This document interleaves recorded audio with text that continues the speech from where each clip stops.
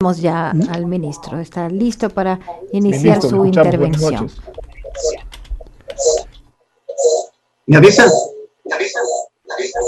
Estamos atentos entonces a la intervención del señor ministro de Defensa, Osvaldo Jarrín, quien ya está en el uso de la palabra, simplemente unos ajustes finales para su conexión. Y estamos listos para recibir, para que la Asamblea le reciba en comisión general. Ya el presidente encargado de la sesión le ha dado la palabra y estamos atentos, ya se ve en sus imágenes el ministro de Defensa, estamos atentos a su intervención. Sí, ya se tiene también el audio, ¿no? Que sí, ministro, al parecer era uno de los inconvenientes. Podría continuar con su intervención. Muy buenas noches. Quisiera comenzar expresando un saludo y agradecimiento por haber aceptado la solicitud que fue presentada con el propósito de expresar los criterios relacionados con una importante ley que se está en este momento estudiando en la Asamblea Nacional. Al mismo tiempo que expreso un reconocimiento por los criterios que ya se han vertido y que son altamente positivos para el procedimiento que corresponde dentro de la ley.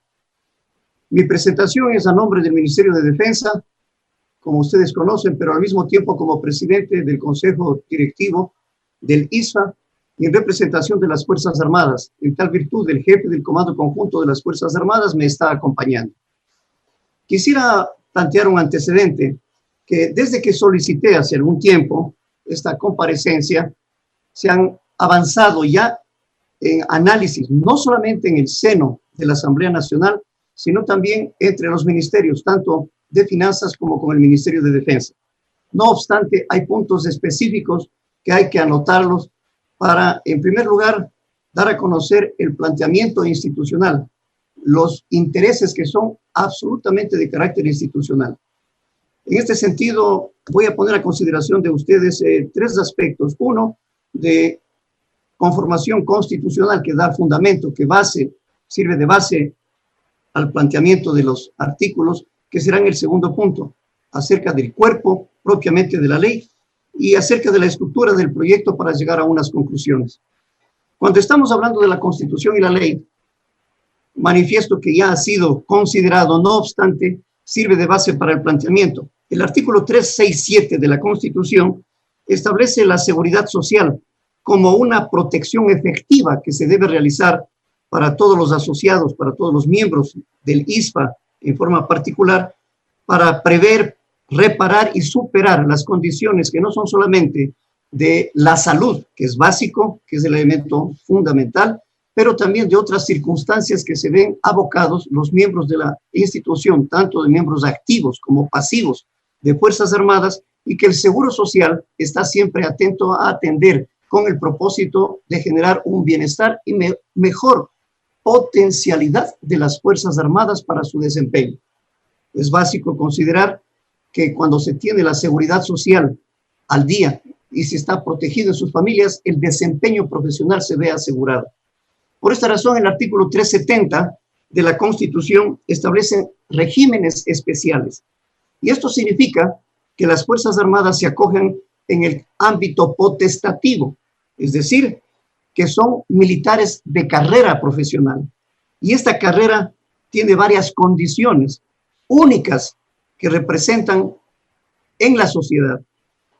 El personal está sujeto a una gran movilidad, a una situación de peligro, de riesgo en el desempeño de sus funciones.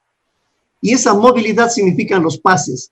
No existen horas extras, no existen consultas o expresa voluntad de estar de acuerdo con el pase, con el destino o con el trabajo que tiene que cumplir.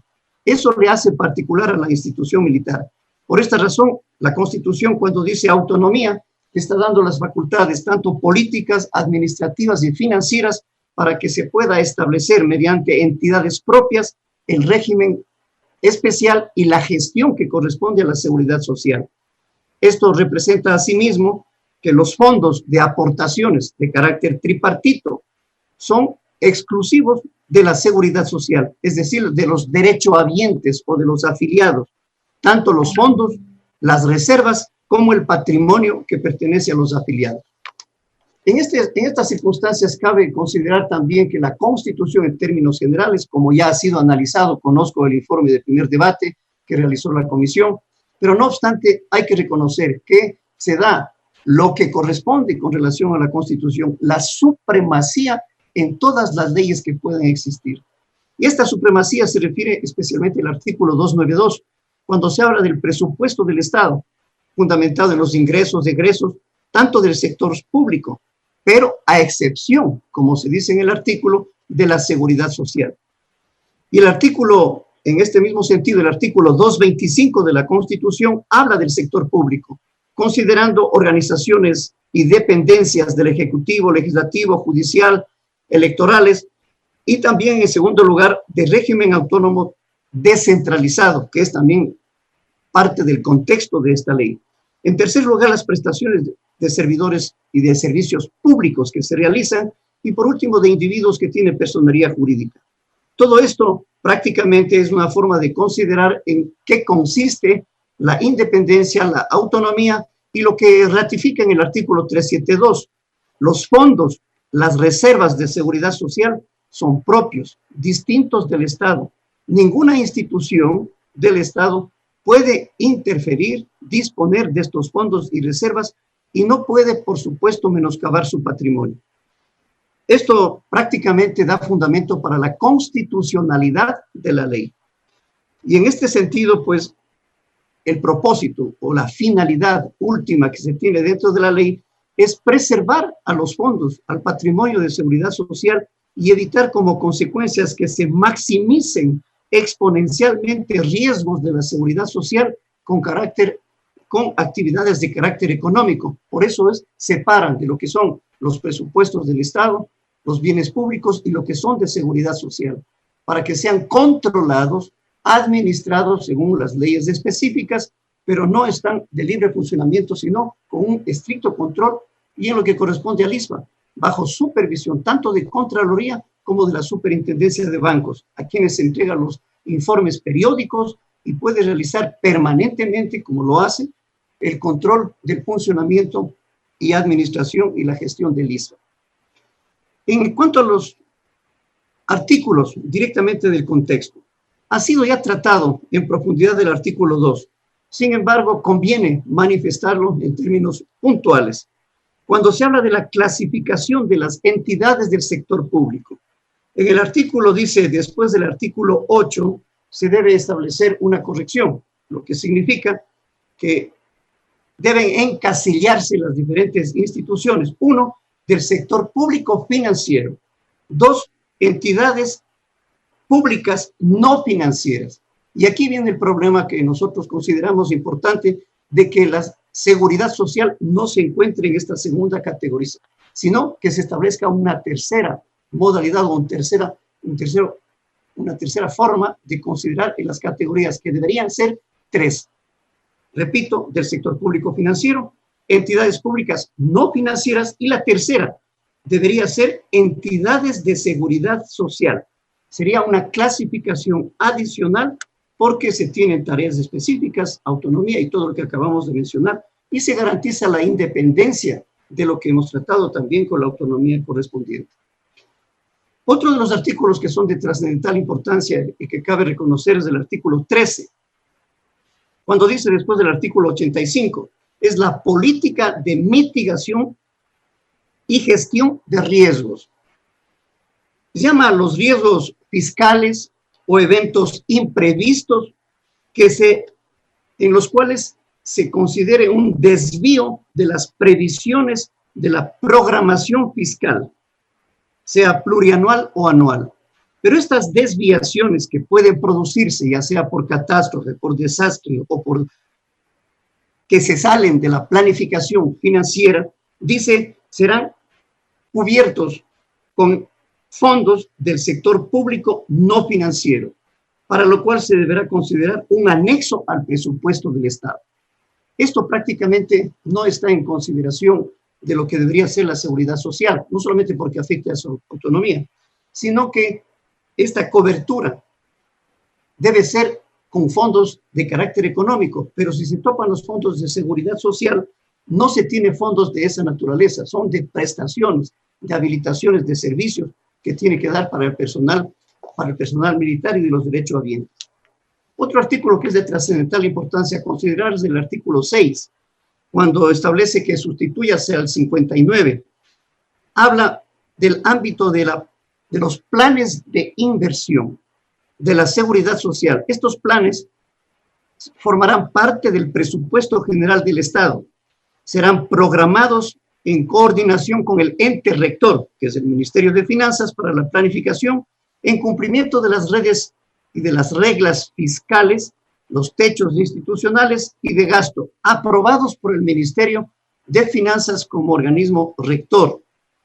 Consideramos que este hecho significaría colocar los fondos de seguridad social en inversiones que no son netamente específicas del servicio social. Claro que se realizan inversiones, por supuesto, es parte de las responsabilidades del ISFA, pero esos están destinados directamente con lo que refiere a las pensiones, a los servicios que presta, y los riesgos que se toman no son los mismos de los de la administración económica financiera del Estado. Este riesgo debe estar siempre en consideración de la protección del patrimonio, de los bienes, fondos y reservas. Tanto es así que para cualquier tipo de inversión siempre está autorizado o aprobado por la Superintendencia de Bancos y está exclusivamente dedicado a la protección, a incrementar los riesgos por intereses, por supuesto que sí, pero dentro de la ley, no dentro de otro conglomerado de fondos o de recursos para que se puedan realizar inversiones. El artículo 16 es otro aspecto fundamental a considerar, que la programación plurianual y anual será aprobada por el ente rector de las finanzas públicas y servirá como marco obligatorio para la formulación y ejecución de los presupuestos de las entidades del sector público no financiero.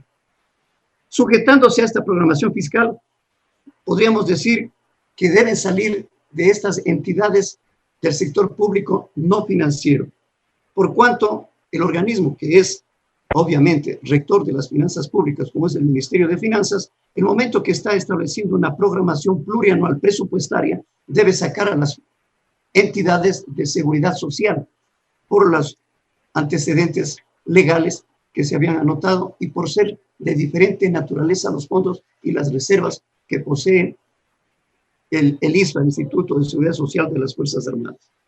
Podríamos decir en términos generales que sí vemos que hay una especie de confusión entre lo que es una política, una ley, unos planes y los programas, que todos se los maneja simultáneamente, de tal manera que hay momentos en que entra en un entrecruzamiento de responsabilidades y funciones y no queda clarificadas las responsabilidades únicas que debe estar en cada uno de las leyes, de las políticas que corresponden, siguiendo lo que dice el 425 de la Constitución, la jerarquización de los documentos, o la pirámide de Kelsen, como es en ciencias políticas, para determinar con exactitud lo que corresponde.